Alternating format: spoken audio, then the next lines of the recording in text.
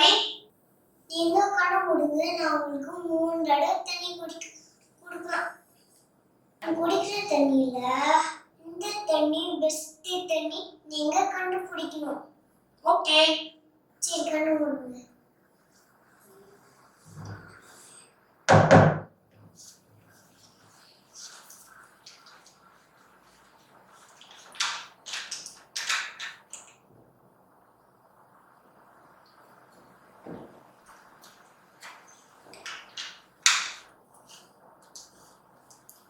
இந்த தண்ணி கொஞ்சம் உப்பா இருக்கிற மாதிரி இருக்கு.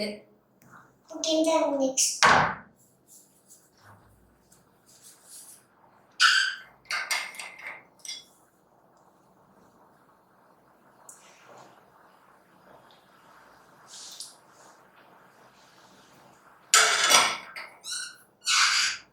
எனக்கு இதுல ஒரு டேஸ்ட்டுமே தெரியல.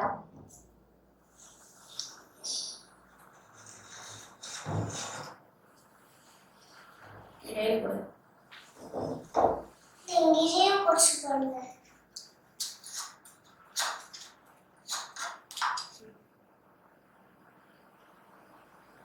இது நல்ல ஸ்வீட்டா இருக்கு. இப்போ காண பாருங்க. இந்த ரொம்ப தண்ணியில எந்த தண்ணி ரொம்ப பிடிச்சிருந்துச்சு? நான் கடைசி குடிச்சது இனிப்பு தண்ணி தான் பிடிச்சிருந்துச்சு. இதை விட நான் பைபிள்ல கூட ஒரு இடத்துல தண்ணி குடிக்கிறதுக்கு கஷ்டப்பட்டாங்க. நிறைய பேர் முதல்ல ஒரு கசப்பான தண்ணி குடிச்சாங்க. என்னது, கசப்பான தண்ணியா? ஆமா, அது தண்ணியா? அப்புறமா ஆண்டவர் இப்போ மற்ற உதவி செஞ்சார். ஓ அப்படியா? அப்படி இருக்கிறத நம்ம தெரிஞ்சுக்கலாமே.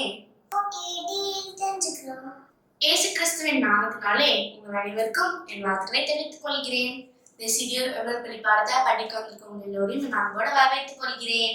இன்னைக்கு நம்ம 6வது பாடம் படிக்க போறோம். பாடத்தோட தலைப்பு தித்திப்பு ஆகுது. இந்த வார பாடத்துக்குள்ள போறதுக்கு முன்னாடி ஜெபம் செய்வோம். அன்புள்ள பரமபிதாவே, இந்த வார பாடம் படிக்கும் என் கூட இருங்க. இந்த பாடங்கள் வாழ்க்கைக்கு உதவி செய்யுங்க. பார்க்கறதுக்கு நல்லா சொல்லுவீங்க. இயேசுவை ஜெபிக்கிறோம். அன்பு பரம தகப்பனே, ஆமீன். இந்த பாடத்தோட வசனம் சங்கீதம் 138:1 அதிலிருந்து எடுக்கப்பட்டிருக்கு. உண்மை என் முழு இருதயத்திலும் துதிப்பேன். இந்த வார பாடத்துல இருந்து நம்ம என்ன தெரிஞ்சுக்கிறோம்னா, நம்ம சந்தோஷத்தோட ஆண்டவரை தொழுது கொள்றோம்னு. ஒரு வழியா செங்கடல்ல கலந்து இஸ்ரேல் ஜனங்கள் தப்பிச்சு ரொம்ப சந்தோஷமா கொண்டாண்டாங்க. இது சந்தோஷம் நான் சீக்கிரமா முடிஞ்சு போயிருச்சு. அவங்களுக்கு மேல மறைவா இருந்த மேகம் மறுபடியும் அங்க இருந்து நகர ஆரம்பிச்சிருச்சு. இஸ்ரேல் ஜனங்களுக்கு அவங்களும் அங்க இருந்து கடந்து போனோம் தெரிஞ்சிருச்சு. அதனால அவங்க அந்த மேகத்தை தொடர்ந்து அந்த வனாந்திரத்துக்குள்ள போனாங்க. 3 நாளா குடிக்கிறதுக்கு தண்ணி எங்கேயுமே இல்ல. எல்லாருக்கும் ரொம்ப தாகமாயிடுச்சு. அவங்க கொண்டு வந்த தண்ணி எல்லாம் காலியாயிடுச்சு.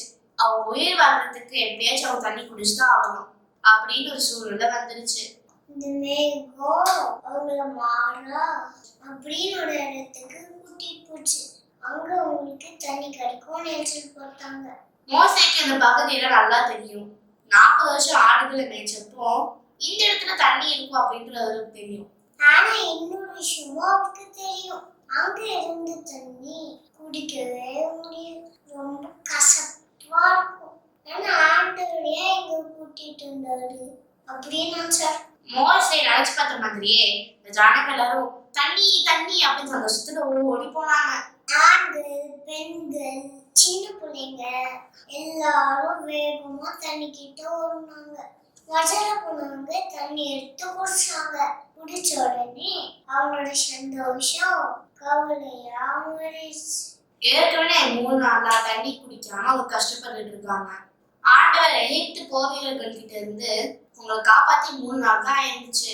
ஆண்டவர் தான் அவங்க மேகத்தால மறைச்சு அவங்க இந்த மாறக்கிட்ட கூட்டிட்டு வந்தாங்க. ஆனா ஆண்டு செஞ்ச எல்லாத்தையும் ஜனங்க மறந்து போயிட்டாங்க. எல்லாரும் மோசைய பார்த்து எதுக்கு எங்களை கூட்டிட்டு இருந்தீங்க, நாங்க இங்க வந்து தண்ணி குடிக்காம சாகவா அப்படின்னு கோவமாயிட்டாங்க. நாங்க இப்ப என்ன குடிப்போம் அப்படின்னு மோசை கிட்ட சண்டை போட்டாங்க. இஸ்ரேல் ஜனங்க இப்போ செய்யறத மோசே செஞ்சாரு. அவர் ஆண்டவர் நோக்கி கூப்பிட்டாரு. அப்ப ஆண்டவர் மோசே கிட்ட ஒரு மரத்தை காமிச்சாரு. அந்த மரத்தை தூக்கி தண்ணிக்குள்ள போடுன்னு சொன்னாரு. அப்ப அந்த தண்ணி குடிக்கிறதுக்கு ஏத்த மாதிரி இருக்கும்னு சொன்னாரு. மோசே ஆண்டவர் சொன்னபடி செஞ்சார். அந்த மரத்தை தண்ணியில போட்டாரு. அதுக்கப்புறம் அந்த தண்ணி எடுத்து குடிச்சா சூப்பரா டேஸ்டா இருந்துச்சு. அந்த கசப்பு எல்லாம் காணாம போயிடுச்சு. இப்ப நினைச்சு பாருங்களேன் ஜனங்களோட சந்தோஷத்தை. 3 நாளோட தாகத்துக்கு அப்புறம் 3 நாள் கழிச்சு அந்த கசப்பான தண்ணியை குடிச்சதுக்கு அப்புறமா இப்படி ஒரு இனிப்பான தண்ணி கிடைச்சதுக்கு அப்புறமா எவ்வளவு சந்தோஷமா இருக்கும். அவங்க இனிமே தாகத்துல செத்து போயிடுவாங்கன்னு அந்த பயம் போயிடுச்சு. ஆண்டவர் மோசே மூலமா இந்த ஜனங்களுக்கு ஒரு வாக்குத்தத்தம் கொடுத்தாரு. ஆண்டவர் சொல்ற வார்த்தைகளை நீங்க நல்லா கேட்டு அவரோட பாதைகளை எது சரியோ அதை செஞ்சு அவருக்கு கீழ்படிஞ்சா அவரு எகிப்து தேசத்துல வந்த யாரெல்லாம் அவங்களுக்கு வராம அவங்கள பார்த்துக்குவேன்னு சொன்னார். இது ஜனங்க தேவனை வாழ்நாள் முழுவதும் தொழுது கொள்வாங்களா? அவங்களோட வாழ்நாள் முழுவதும் கீழ்படிஞ்சிருப்பாங்களா? அவங்க ஆண்டவர் சொந்த செஞ்சா கண்டிப்பா ஆண்டவர் அவங்களுக்கு சந்தோஷமான வாழ்க்கையை கொடுப்பார். இந்த இஸ்ரேல் ஜனங்களுக்கு அந்த மாறாவுடைய கசப்பான தண்ணியில இருந்து ஒரு இனிப்பான தண்ணியை கொடுத்து ஆண்டவர் எப்படி அவங்களை ரசித்தாரோ அதே மாதிரி ஆண்டவர் அவருடைய கிருபையால அவங்களை ரசிக்க காத்திருக்கிறாரு. இது உண்மையான சந்தோஷத்துக்கு காரணம். ஏசாயா 12:3 ஆண்டவர் சொல்றாரு, நீங்கள் ரட்சிப்பின் ஊற்றுகளை எடுத்து மகிழ்ச்சியோட தண்ணீர் மொண்டு கொள்வீர்கள் அப்படின்னு சொல்லியிருக்காரு. இந்த வாக்குத்தத்தம் அன்னைக்கு ஆண்டவர் சொன்னது இன்னைக்கு நம்ம எல்லாருக்கும் உண்மையா இருக்குது. ஆண்டவர் நம்ம செய்த நன்மைகளுக்காக நம்ம அவரை சந்தோஷமா திறந்து கொண்டுடும். நம்ம ஆண்டவர் தொழுது கொள்ளும் போது நம்ம ஆண்டவரை சந்தோஷப்படுத்துறோம், நம்ம சந்தோஷமாக்குறோம், இது நம்ம சுத்தி இருக்கிறவங்க நம்ம சந்தோஷப்படுத்துறோம். ஆண்டவர் என்னைக்கும் நம்ம ஒவ்வொருத்தருக்கும் நம்மளோட எந்த சந்தோஷத்தை பகிர்ந்து கொள்றதுக்கு வாய்ப்புகள் கொடுக்குறாரு. அந்த வாய்ப்பு உங்களுக்கு கொடுக்கப்பட்டிருந்தா நீங்க அதை பயன்படுத்துவீங்களா? இந்த பாடத்தை கூட சேர்ந்ததுக்கு பரிசு நன்றி. பாடத்தை முடிக்க ஜெபம் செய்வோம். அன்போட பரம்பிதாவே, இந்த பாடம் படிக்கும்போது எங்க கூட இருந்ததுக்காக நன்றி. பாடம் புரிஞ்சுக்க உதவி செய்யுங்க. அன்றாம் பண்ணும்போது நாங்க சந்தோஷமா இருக்கிறோம். நீங்களும் சந்தோஷமா இருப்பீங்க. இந்த நேரம் எங்களுக்கு கொடுத்ததுக்காக நன்றி.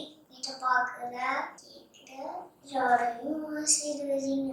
ஈஸ்வரியாய் ஜெபிக்கிறோம். அன்பின் பிதாவே, ஆமென்.